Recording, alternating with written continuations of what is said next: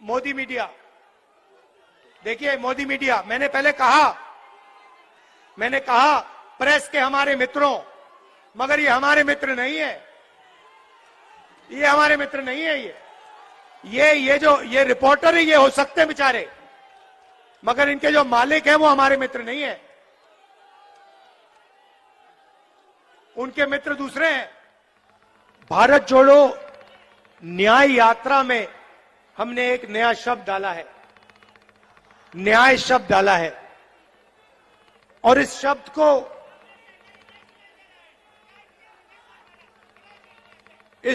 को देश में आज बहुत अच्छी तरह समझा जा रहा है।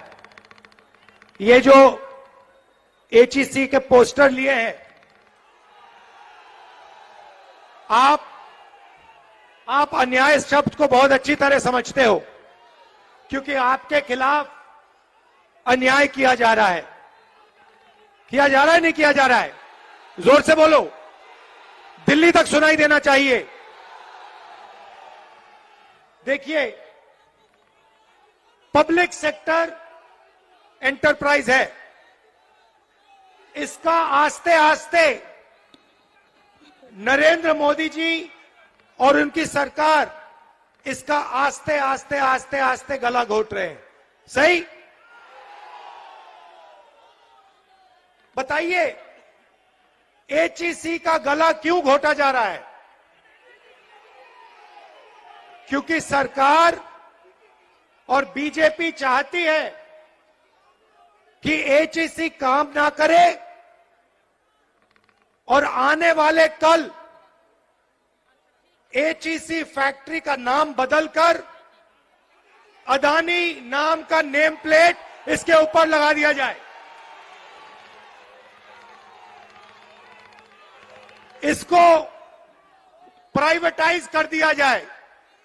और भाई और बहनों, आज एचईसी के लोग आए हैं, मगर जहां भी मैं जाता हूं वहां पे ऐसे किसी ना किसी पब्लिक सेक्टर यूनिट के लोग बैनर लिए, पोस्टर लिए, झंडा लिए खड़े दिखते हैं। बीएचईएल, एचएएल, एचईसी, क्योंकि मोदी सरकार सारे के सारे पब्लिक सेक्टर यूनिट्स को आस्ते आस्ते आस्ते मारकर एक ही नेम प्लेट लगाना चाहती है। भाइयों और बहनों, बीएचईएल नहीं, एचएएल नहीं, एचईसी नहीं, इंडियन ऑयल नहीं, अदानी।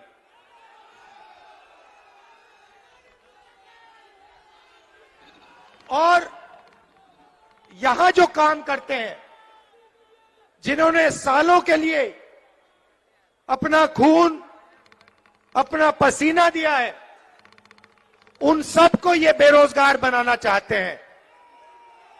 और मैं इस स्टेज से आपको बता दूंगा, और ये याद रखिए एचईसी वाले लोग, कांग्रेस पार्टी ये नहीं होने देगी। बीजेपी के लोगों से मैं कहता हूं, कर लो जो करना है, अदानी का नाम एचईसी पे नहीं लगेगा, हम नहीं लगने देंगे। ये देश की पूंजी है, ये किसी उद्योगपति की पूंजी नहीं है। ये फ्री गिफ्ट अदानी को नहीं मिलेगा, ये हम आपको आश्वासन दे रहे हैं। और हमारी सरकार आएगी तो जो आपको सपोर्ट की जरूरत होगी वो आपको सपोर्ट मिलेगी और आपको कंपेटिटिव बनाया जाएगा। भाई और बहनों, पूरे देश में प्राइवेटाइजेशन किया जा रहा है। हिंदुस्तान की सरकार में जाइए, 90 लोग हिंदुस्तान की सरकार को चलाते हैं, आईएएस ऑफिसर हैं, पूरे के पूरे बजट को ये कंट्रोल करते हैं। हिंदुस्तान की सरकार 10 रुपए खर्च करती है तो रुपए कहां खर्च होंगे, ये 90 लोग निर्णय लेते हैं। 90 में से आदिवासी कितने, दलित कितने, पिछड़े कितने, आप जानते हो, देखो सन्नाटा छा गया, सब चुप हो गए। भाइयों और बहनों, 90 में से सिर्फ 3 ओबीसी वर्ग के लोग हैं और 100% बजट में से ओबीसी वर्ग के अफसर सिर्फ 5% कंट्रोल करते हैं। मतलब अगर हिंदुस्तान की सरकार 100 रुपए बजट में बांटती है तो 5 रुपए का निर्णय ओबीसी वर्ग लेता है। आप जानते हो दलित वर्ग के अफसर कितना निर्णय लेते हैं? फिर से बोलो, जीरो जितना, उसको जीरो ही मान लो। आदिवासी वर्ग, उनको भी जीरो मान लो। तो आपकी ना सरकार में हिस्सेदारी, ना कॉर्पोरेट सेक्टर में हिस्सेदारी। आप जाइए, लिस्ट निकालिए, प्राइवेट अस्पतालों की लिस्ट निकालिए, उसमें देखिए, उसमें आपको दलित नहीं मिलेगा, मैनेजमेंट में एक ओबीसी नहीं मिलेगा, एक मालिक नहीं मिलेगा, एक आदिवासी, एक दलित, कोई नहीं मिलने वाला उसमें।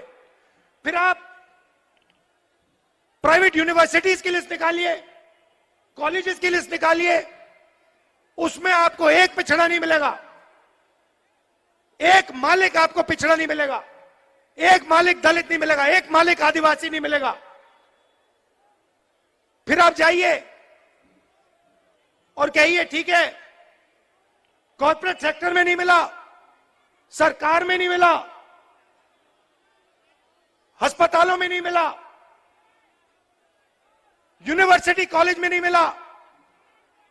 और फिर आप लिस्ट निकालिए जो कॉन्ट्रैक्ट से काम करते हैं, कॉन्ट्रैक्ट लेबर की लिस्ट निकालिए और उस लिस्ट में आपको सिर्फ ओबीसी, दलित और आदिवासी मिलेगा और कोई नहीं मिलने वाला। तो पिछड़ों को, दलितों को, आदिवासियों को, सही बात बोली, उनको कॉन्ट्रैक्ट लेबर, उनको मजदूरी, बॉन्डेड लेबर बनाया जा रहा है।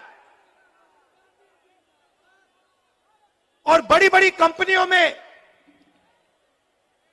अस्पतालों में, कोर्ट्स में,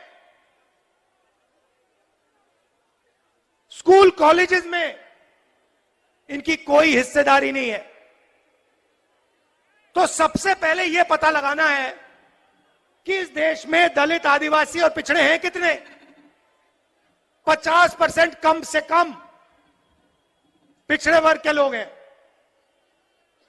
8% आदिवासी हैं, 15-16% दलित हैं, और इनकी हिस्सेदारी है ही नहीं, कहीं भी नहीं है, कहीं भी नहीं है। किसी भी मजदूर के पास चले जाओ, इस देश में ओबीसी वर्ग की, आदिवासी वर्ग की, दलित वर्ग की कितनी आबादी है? सबसे ज्यादा मत बोलो भैया, मुझे नंबर दो, मुझे नंबर दो। कितने प्रतिशत आदिवासी, दलित और पिछड़े लोग हैं इस देश में? नंबर दो। देखो, कोई नंबर नहीं दे सकता, कोई नहीं बता सकता कि इस देश में इतने पिछड़े लोग हैं। भाइयों और बहनों, बात आप समझिए, देश में कम से कम 50% ओबीसी वर्ग के लोग हैं। सही बात है। और मैंने कम से कम शब्द का प्रयोग किया है। आज तेलंगाना के चीफ मिनिस्टर यहां आए और उन्होंने मुझे बताया कि जो वायदा हमने तेलंगाना में किया था आज उस वायदे को तेलंगाना की सरकार ने पूरा किया है। कौन सा वायदा? जाति जनगणना का वायदा। तेलंगाना में कुछ ही महीनों में पिछड़े वर्ग के लोगों को, आदिवासियों को, दलितों को, जनरल कास्ट के लोगों को, माइनॉरिटी को, सबको पता लग जाएगा कि किसकी कितनी आबादी है। अब मैं आपको ये बोल क्यों रहा हूं? क्योंकि ये जो एचईसी के लोगों को तंग किया जा रहा है, ये पिछड़े वर्ग के लोग हैं, ये आदिवासी हैं, ये दलित हैं, और इनको रोजगार से हटाया जा रहा है और इस एचईसी को प्राइवेटाइज किया जा रहा है। प्राइवेटाइजेशन का मतलब समझिए। प्राइवेटाइजेशन का मतलब ओबीसी को, दलित को, आदिवासी को और गरीब जनरल कास्ट के व्यक्ति को बेरोजगार बनाने का काम है। यह प्राइवेटाइजेशन नहीं है। यह दलितों से, आदिवासियों से, पिछड़ों से, गरीब जनरल कास्ट के लोगों से, माइनॉरिटी के लोगों से चोरी है। यह हो रहा है।